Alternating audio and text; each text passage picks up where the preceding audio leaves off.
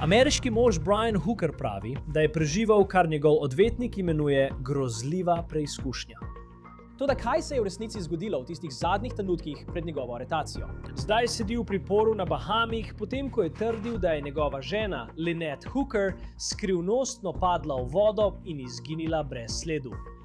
Zdaj na novo razkrita sporočila, ki jih je Hooker domnevno poslal prijatelju, da bi predstavil svojo različico dogodkov, sprožajo vse več vprašanj o tem, ali je izginotje Lynette res bila nesreča ali pa nekaj veliko bolj zloveščega. Smo na primeru, ki ga predstavlja Law and Crime.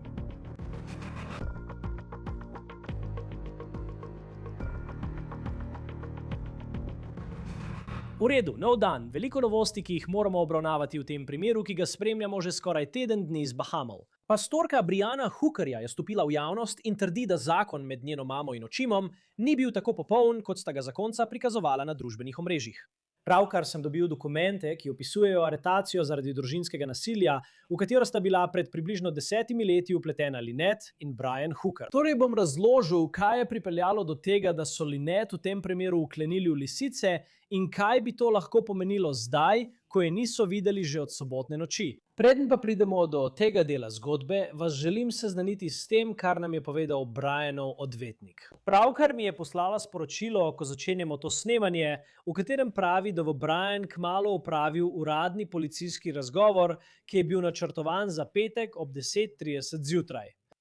To je razgovor, pri katerem bo po besedah njegove odvetnice tudi sama prisotna. Tako bomo čakali na nove informacije o tem. Prav tako nam je čez noč poslala posodobitev o tem, kaj je njen klient povedal, ko se je z njim pogovarjala na policijski postaji v Freeportu na Bahamih. In on predstavi precej zanimivo zgodbo, ki se je zgodila pred njegovo aretacijo.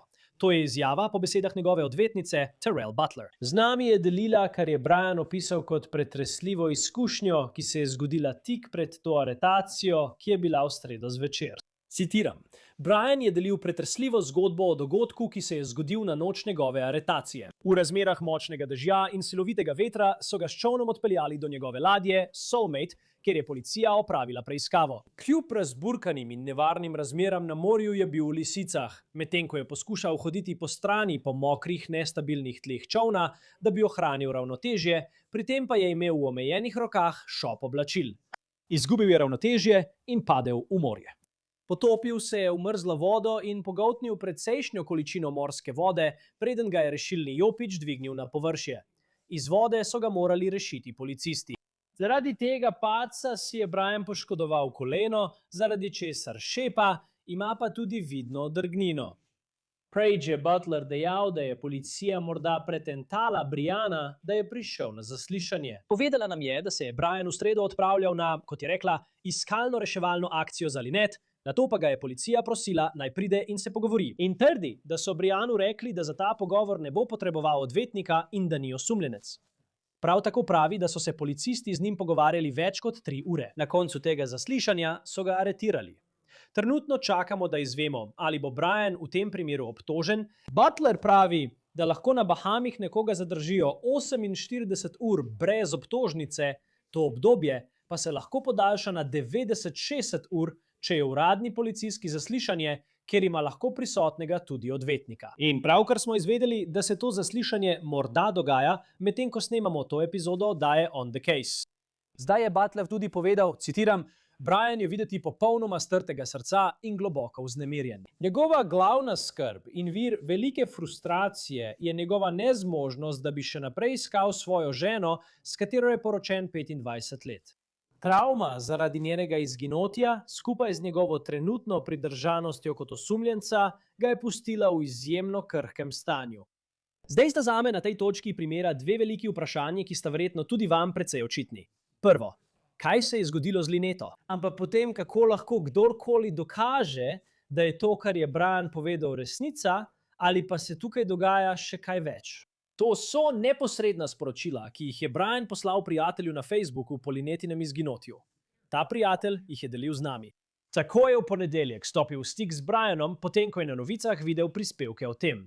In Brian mu je odgovoril, citiram, ja, brat, bojim se, da je res. Z gumenjaka v razburkanih vodah na poti nazaj do jadrnice. Veter me je odnesel stran od nje. Ona pa je plavala proti jadrnici in hitro sva izgubila stik, saj je ravno zahajalo sonce. 7 ur me je odnašalo in poskušal sem veslati z enim veslom, dokler me ni naplavilo za obalo naslednjega otoka, kjer sem lahko dobil pomoč. Končno, še vedno iščemo. Zdaj se dogaja veliko stvari, vendar se vam zahvaljujem, da ste preverili, kako smo. Biti v novicah je velika obremenitev. In pravkar me je pred nekaj minutami prvič poklicala medijska hiša. Nadaljuje in pravi, citiram: "Naša družina je trenutno v peklu. Iskalna in reševalna služba je pravkar poklicala in povedala, da so danes preiskali veliko območij, vendar brez uspeha. Jutri bodo znova odšli na iskanje, vendar prihaja nevihta, v sredo." Potem je Brian v torek zjutraj odgovoril na sporočilo svojega prijatelja z besedami: "Hvala, ker si se oglasil in nas podpiraš. Včeraj sem pripeljal čoln nazaj v Marsh Harbor, potem ko me je gasilska služba pripeljala nazaj do mojega čolnička. Sem na privezni boji pri Končinu in bivam na čolnu. Moja sestra in svak bosta danes dopoldne priletela sem, da ostaneta nekaj dni, in verjetno bom pri njima prespal 1 ali 2 noči, medtem ko bo slabo vreme. Potem pa nameravam iti nazaj na lokacijo in nadaljevati z iskanjem. Najverjetneje bom v prihodnosti res potreboval pomoč, ampak še ne vem kakšno. Poskušam ohraniti upanje. Iskalna in reševalna ekipa je danes spet na terenu, preden jutri pridejo močni vetrovi." Zdaj se zdi, da se zgodba, ki jo Brian pripoveduje svojemu prijatelju v teh sporočilih, ujema s tem, kar je Brian domnevno povedal oblastem na Bahamih. Da sta bila v soboto zvečer on in Lynette. Bila sta na svojem čolnu in sta zapuščala restavracijo na otoku Abaco, ter sta se z 8 čevlji dolgim čolnom vračala nazaj na svojo ladjo. Ima trdo dno, izven krmi motor zadaj. Ni veliko prostora za 2 osebi. Običajno sediš ob strani. In potem na slikah Briana in Lynette na čolnu tam nekje tudi sedita. In pogoji niso bili idealni za izhod z majhnim čolnom. Veter je pihal med 18 in 20 vozli, kar je med 22 in 25 miljami na uro. Zdaj Brian pravi, da je bila Lynette tista, ki je upravljala motor in da je imela ključe pri sebi. In tako naj bi, ko je domnevno padla v vodo, ključi šli z njo. Zaradi tega je moral Brian ugotoviti, kako priti nazaj na kopno in na varno. Rekel je, da so tokovi in vetrovi, kot ste prebrali v tistih sporočilih, nekako potisnili Lynette in njega narazen, zaradi česar je bilo v tistem trenutku težko poskusiti rešiti njo. Zanimivo se mi je zdelo. Rekel je pa, da je plavala nazaj v smeri čolna. To je bilo prvič, da smo to slišali. Brian je na to povedal, da je moral veslati več ur, da je prišel do Marsh Harborja na Bahamih, kjer je pristal v marini in na to uspel stopiti v stik z nekom, da bi dobil pomoč. Zdaj je Associated Press objavil ta zemljevid tukaj. In lahko vidite, Hopetown, tam sta začela s tem pomožnim čolnom. Poskušala sta priti do Elbow Key. In na neki točki naj bi takrat Lynette domnevno padla s čolna. Ali je povedal kaj o tem, kaj je v tistem trenutku naredil, da bi poskušal najti tvojo mamo? Rekel je, da je odplavala stran, zato ji je vrgel rešilni pripomoček, nato pa je začel plavati ali veslati proti obali. Tako da ne vem, zakaj ni spustil sidra in jo iskal. Prva stvar, ki bi jo jaz naredila, bi bila, da bi šla proti njej, ne stran od nje. To je del našega intervjuja, ki smo ga opravili s Hookerjevo pastorko Carly Aylesworth. Stara je 28 let, živi v Michiganu in je o tem zelo javno govorila. Pravi, da jo skrbi, da izginotje njene mame ni bila nesreča, kot je trdil Brian. Zdaj je Brianov odvetnik povedal, da zanika kakršnokoli napačno ravnanje v tej zadevi, prav tako pa zanika obtožbe, ki jih je Carly izrekla v intervjujih o njem in njegovem zakonu. Kako ti je povedal, da se je to zgodilo? Poklical me je. Bilo je okoli 8:30 zvečer v nedeljo in rekel mi je: "Hej, tvoja mama je pogrešana."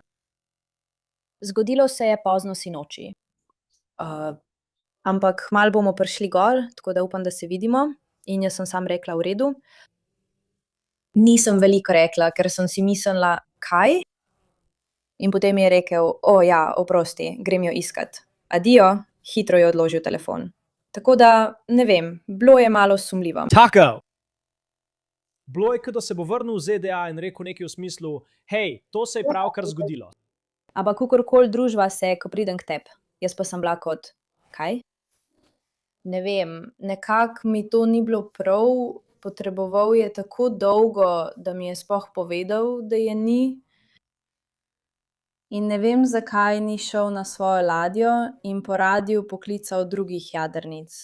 Hej, ste videli mojo ženo? Pogrešana je, ker vem, da bi mornarji verjetno šli ven in pomagali iskati. Carly je ne samo povedala, da je sumničava glede Brianove zgodbe o tem, kaj se je zgodilo njeni mami, ampak je tudi trdila, da Hookerjeva nista bila tako popoln par, kot je morda kazalo na njunih družbenih omrežjih.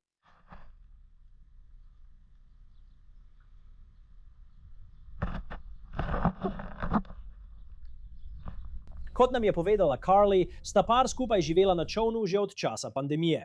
Ta jadrnico, ki sta jo poimenovala Soulmate, sta kupila pred približno 3 leti v Teksasu in od takrat naprej živita na njej. Potujeta na destinacije, kot so Bahami. Na svojih družbenih omrežjih pravita, da sta pustila vse neumnosti za sabo in živita svoje najboljše življenje. Toda Carly trdi, da ima par zgodovino nasilja v družini. Trdi, da je pred 2 letoma Brian domnevno grozil, da bo njeno mamo zadavil in jo vrgel čez krov. Zato ni nobene sodne ali dokumentirane zadeve. In ponovno, Brianov odvetnik pravi, da on zanika takšne obtožbe. Imamo pa to policijsko poročilo, ki dokumentira družinski spor, v katerega so bili vpleteni Hookerjevi, ki se je zgodil leta 2015, ko so živeli v Michiganu. Policija v Kentwoodu v Michiganu je zapisala, da so bili poklicani v dom Hookerjevih malo po 1 uri zjutraj, 1. februarju 2015. In pravijo, da je Brian Hooker trdil, da ga je napadla Lynette.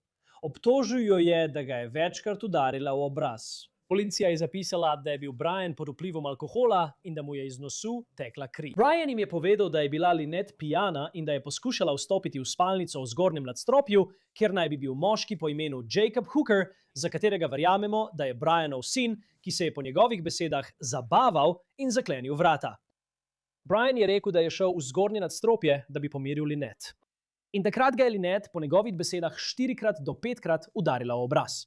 Policija je zapisala, citiram, da ga že dolgo nihče ni tako udaril. Začel je jokati in postal čustven. Konec citata. Zdaj, Lynettina plat zgodbe je bila zelo drugačna. Policija pravi, da je bila močno opita. Trdila je, da jo je Brian udaril v čelo. Obtožila ga je tudi, da jo je davil in jo enkrat udaril.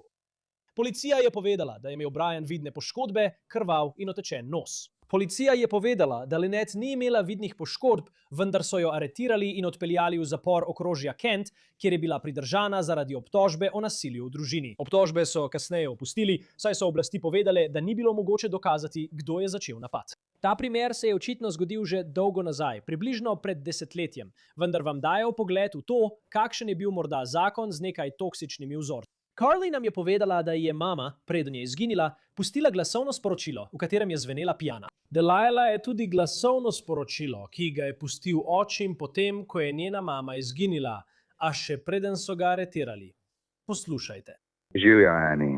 Pravkar sem prijel klic iz Hopetown Search and Rescue in našli so plavajoči pripomoček, ki sem jo vrgal mami, ko je padla čez krov. In zato. Je še niso našli, vendar lahko zdaj usmerijo vse svoje napore v manjše območje in še vedno jo danes iščejo. Zato sem vas želel obvestiti in vam povedati. Rad te imam. Se slišva kasneje. Adija. Zdaj nam je Carly povedala, da jo je ameriška obalna straža zaslišala kot del kazenske preiskave v tem primeru. Brianova odvetnica pravi, da je zahtevala popolno zdravniško oceno za Briana, potem ko je domnevno padel v vodo in so mu pri tem policisti poškodovali koleno, zaradi česar zdaj šepa in ima odrgnino, pravi. Obrnili smo se na kraljevo bahamsko policijo za komentar, vendar odgovora še nismo prejeli. Brian Hooker zanika obtožbe, da bi imel kakršnokoli povezavo z izginotjem svoje žene in z izjavami svoje pastorke o njemu v intervjujih. Z nami je zdaj Mauricio Padilla, da bi podrobneje spregovoril o tem primeru. Vedno je odlično, da ste tukaj v oddaji Law and Crime. Res fascinanten primer. Očitno je tukaj v igri veliko različnih dinamiki. Vem, da so zakoni na Bahamih morda nekoliko drugačni kot tisti, ki jih imamo v Združenih državah. Ampak jaz sam pomislim, kaj, veste, očitno obtožba za umor. In še nismo na tej točki. V času, ko to snemamo, še ni bil obtožen ničesar. Ampak vprašanje je, kako to dokažeš. Mislim, da je ravno to vprašanje. Kako dokažeš, da je to nekaj več kot to, kar on trdi, da se je zgodilo? Prav, najprej hvala, da ste me povabili, vedno mi je v veselje biti v vaši oddaji. Odločilna bo celotna situacija. Na primer, ali je imel zanjo življenjsko zavarovanje, Ali sta imela težave, ali obstajajo sporočila, kjer sta si pisala in se prepirala, ali obstajajo dokazi v e-pošti, da je imel afero z nekom drugim. Takšne stvari bodo v takem primeru tisto, na čemer bodo gradili primer umora. Če gre za primer, kjer nič od tega ne obstaja in je on, recimo, samo za primer, ne vem, kaj se je tukaj zgodilo, govorim hipotetično, preprosto odločil, da jo ubije in jo potisne z ladje, potem bo to izjemno težko dokazati. Če ne poda izjave, si je že priskrbel odvetnika. Predvidevam, da bi ga Bahamci prosili, naj opravi poligrafski test. Svojim strankam svetujem, naj tega ne storijo, ker lahko po mojih izkušnjah to samo škodi. Ampak hvala Bogu, nikoli nisem bil v položaju, da bi doživel tako tragedijo v svojem osebnem življenju. Ampak včasih mislim, da če bi se kaj takega zgodilo v mojem osebnem življenju, ne bi upošteval svojega lastnega mnenja in bi želel opraviti poligraf, ki bi razjasnil določeno vprašanje.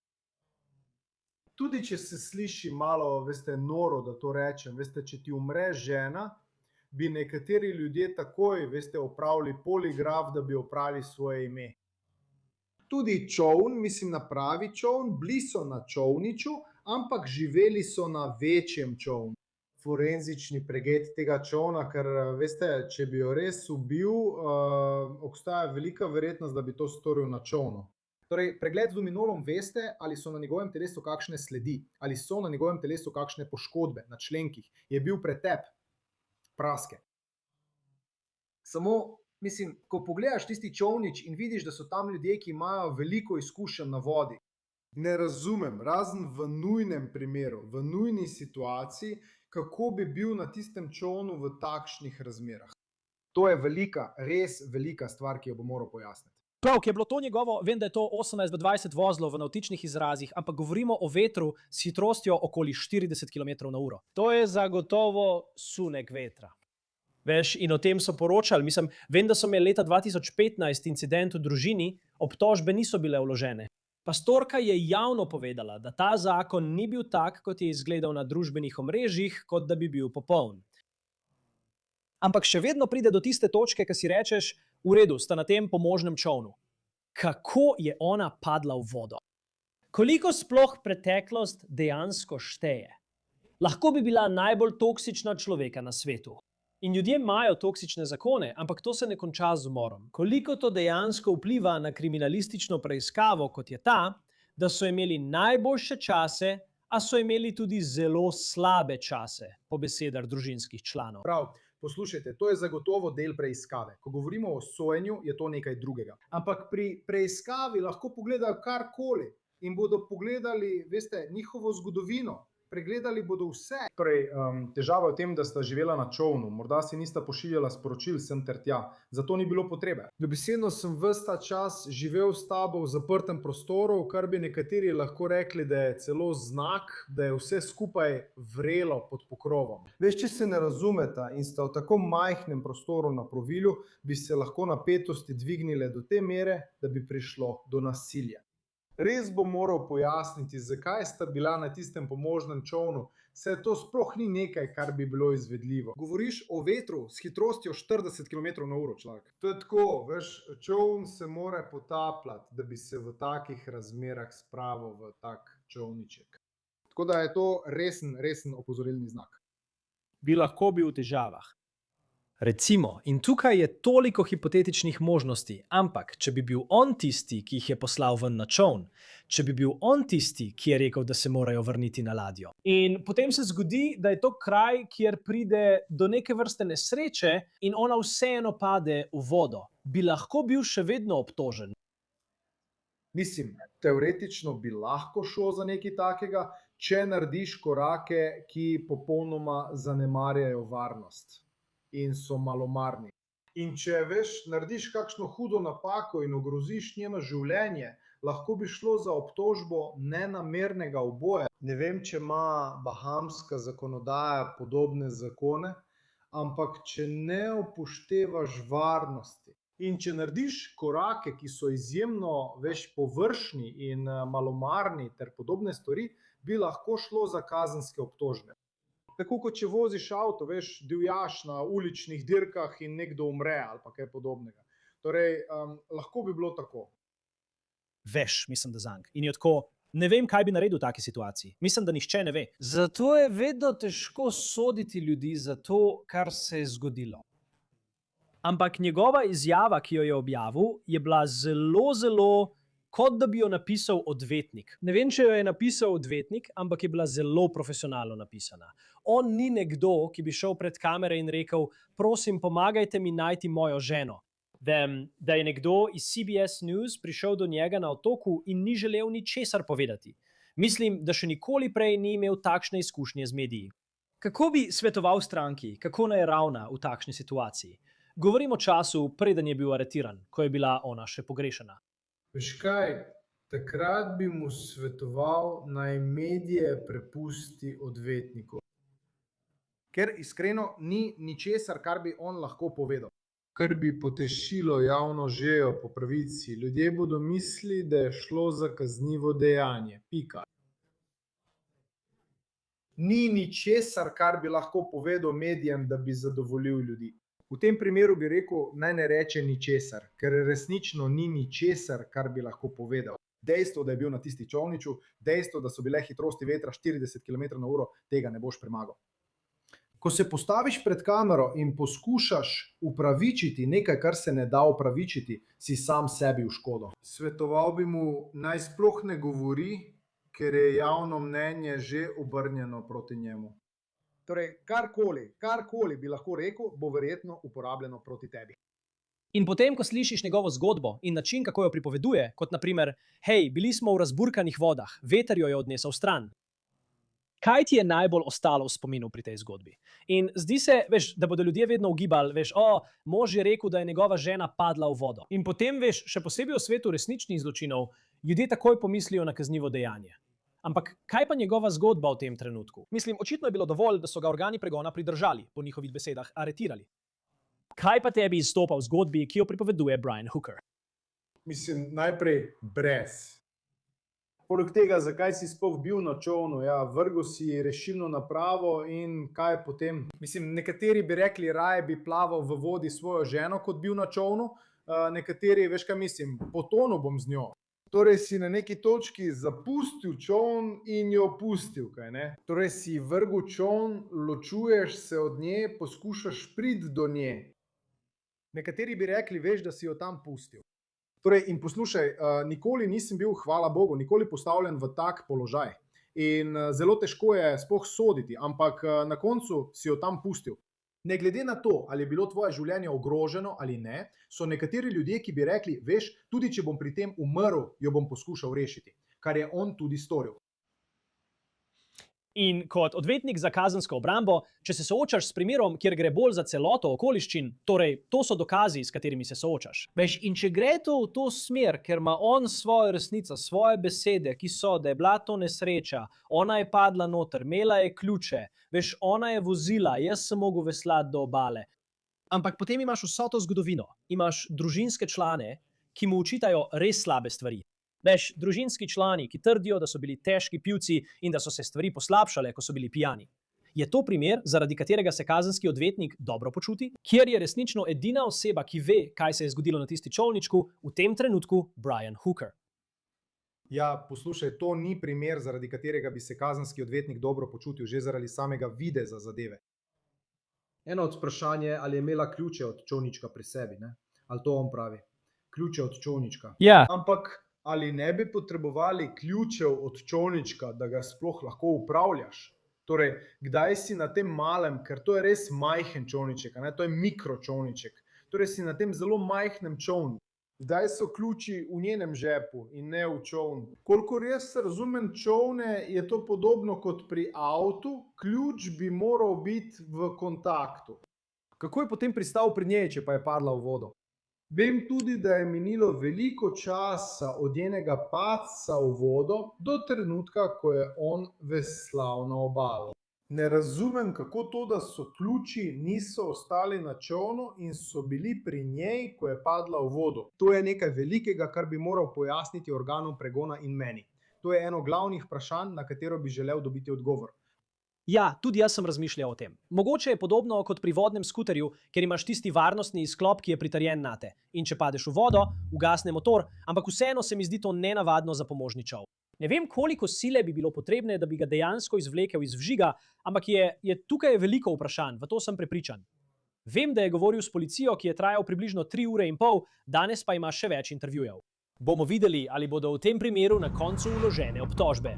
Mauricio Padilla, odvetnik za kazensko pravo, vedno je dobrodošel na Law and Crime.